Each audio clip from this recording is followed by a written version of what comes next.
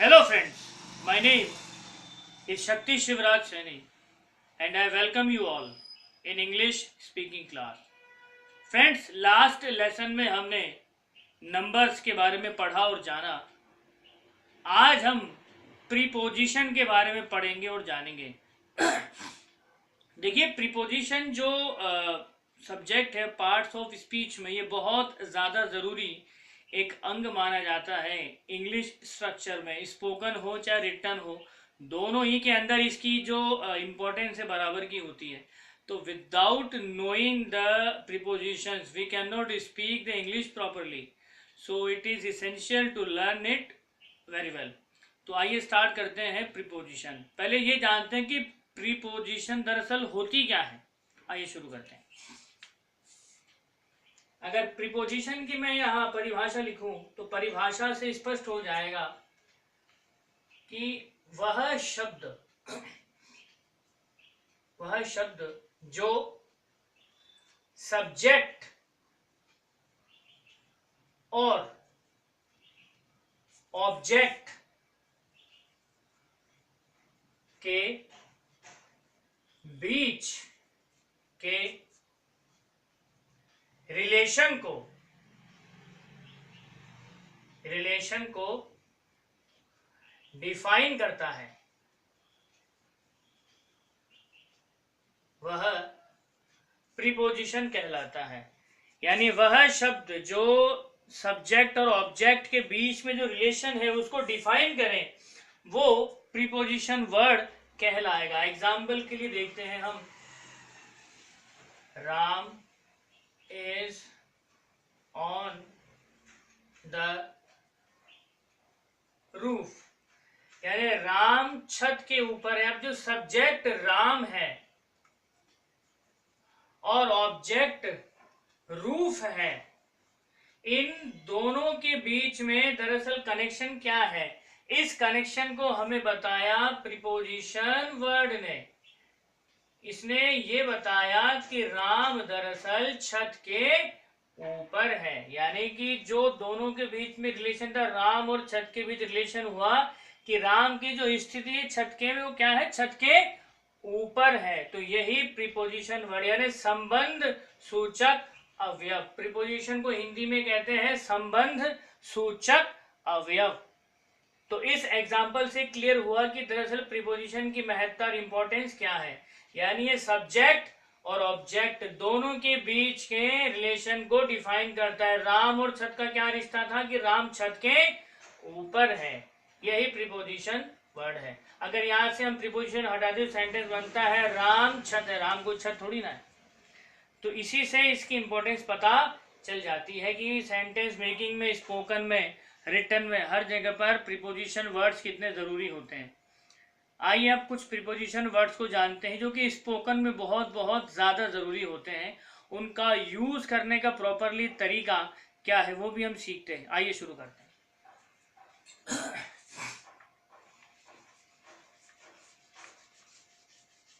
देखिए, सबसे पहला जो प्रीपोजिशन वर्ड है, सबसे पहला जो प्रीपोजिशन वर्ड है वो है इन. पहला प्रीपोजिशन वर्ड हमने लिया इन. इसकी हिंदी में करूं तो इसकी हिंदी हो जाएगी में और अंदर. अब इसके यूज का तरीका ये हुआ कि कोई वस्तु किसी अन्य वस्तु में स्थिर अवस्था में है और उसको काफी टाइम हो गया वहां पर, तब हम इसका यूज करेंगे. फॉर एग्जाम्पल, आप दो फ्रेंड्स हैं, राम और श्याम. श्याम यानी कि आप बाहर गए हुए थे और राम जो आपका फ्रेंड है वो कमरे में वहीं पर था. आप जब कमरे से निकले तो उस वक्त 7:30 बजे थे. अब जब आप लौट करके आए तो इस वक्त 8:30 बजे हैं. तो राम की स्थिति कमरे में कैसी है, वो 1 घंटे से कमरे में ही है. तो पहला क्लियर एग्जाम्पल ये हुआ कि जब कोई सब्जेक्ट किसी सब्जेक्ट जो सब्जेक्ट होता है किसी वस्तु इत्यादि के अंदर काफ़ी लंबे समय से हो और इसकी स्थिर अवस्था को शो कर रहा हो तो हम इनका प्रयोग करेंगे. तो जब शाम वापस आए तो उसने राम के लिए पूछा, राम कहाँ पर है, तो सेंटेंस बना Ram is in the room. In क्यों लगा, क्योंकि राम उस कमरे में पिछले 1 घंटे से मौजूद है, उसकी अवस्था उस कमरे में स्थिर, यानी कमरे से बाहर नहीं निकला है वो, तो Ram is in the room. ठीक उसी प्रकार से आपने अपने बैग्स के अंदर बुक्स रखी हुई है, रात को रखी थी बुक्स, अभी भी बैग में ही है, तो सेंटेंस बना the books are in the bag. तो जब किसी वस्तु के अंदर किसी सब्जेक्ट की जो स्थिर अवस्था होती है तब इस चीज को क्लियर करेंगे। जैसे एग्जांपल से हम समझते हैं कि Ram is in the room, यानी राम की स्थिति कमरे में कैसी है, स्थिर है, यानी राम काफी देर से कमरे के अंदर है। तो ये इनका प्रयोग हुआ। आइए दूसरा देख लेते हैं। दूसरा है इनटू। इनटू इसका भी मतलब होता है में और के अंदर।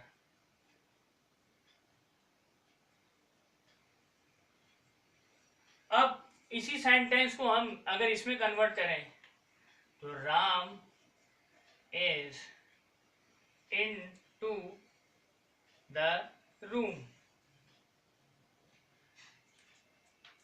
यानी इस इनटू में जो क्या होता है कि इन स्थिरता को शो करता है और इनटू जो है मूवमेंट को शो करता है, यानी मूवमेंट। तो इस वाले सेंटेंस में अगर हम देखें तो Ram is in the room, यानी राम की स्थिर अवस्था है रूम के अंदर, यानी राम को कमरे में काफी टाइम हो गया। लेकिन यहाँ पर अगर इनटू पे गौर करें तो यहाँ पर जो इनटू है गतिशील है, तो ये इस चीज को इंडिकेट करता है कि राम ने अभी अभी कमरे में प्रवेश किया है। तो Ram is into the room. Into का प्रयोग हम तब करेंगे जब किसी पर्टिकुलर चीज में हम एंटर होते हैं, तब जाकर के उसको हम सिग्निफाई करेंगे इनटू से, यानी उसमें गतिशीलता को शो करना हो। भाई अभी अभी कोई कार्य घटित हुआ है किसी चीज के अंदर, तो इनटू लगा करके हम उसको शो करेंगे। Ram is into the room, the books are into the bag, my friend has entered into the school. तो इस तरह से सेंटेंसेस हैं जिसके द्वारा हम मूवमेंट को शो करते हैं इनटू में। रेडी? तो ये हुआ दूसरा प्रयोग। तीसरा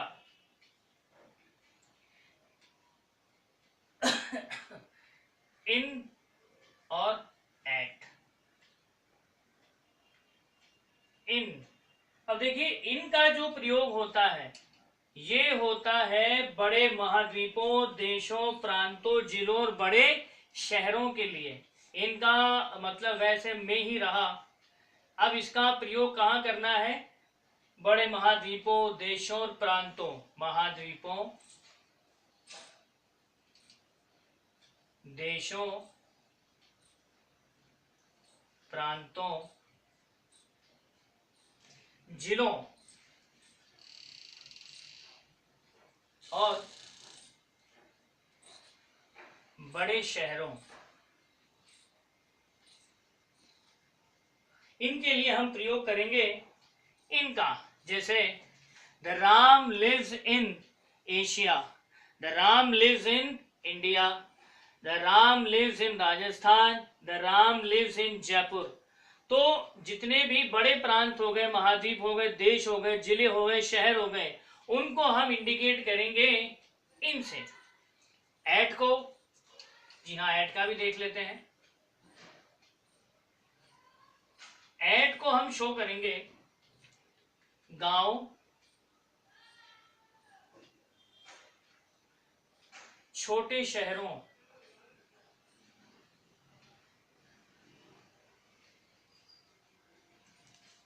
और निकटतम स्थानों के लिए। निकटतम स्थानों के लिए हम एट का प्रयोग करेंगे। जैसे at the gate, at the door, at the village.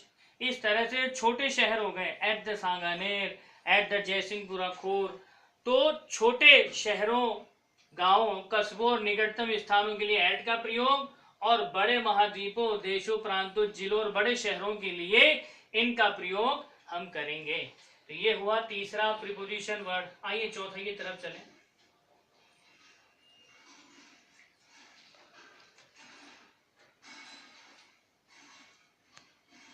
चौथा वर्ड है बिटवीन।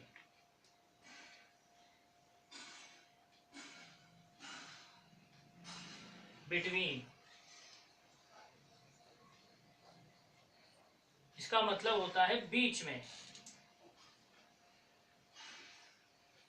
इसका प्रयोग भी जान लीजिए कि जब कोई वस्तु दो चीजों के मध्य में हो, एग्जाम्पल जैसे ये एक वस्तु हो गई और ये दूसरी वस्तु हो गई। अब ये वस्तु भी हो सकती है, व्यक्ति भी हो सकते हैं, स्थान भी हो सकते हैं।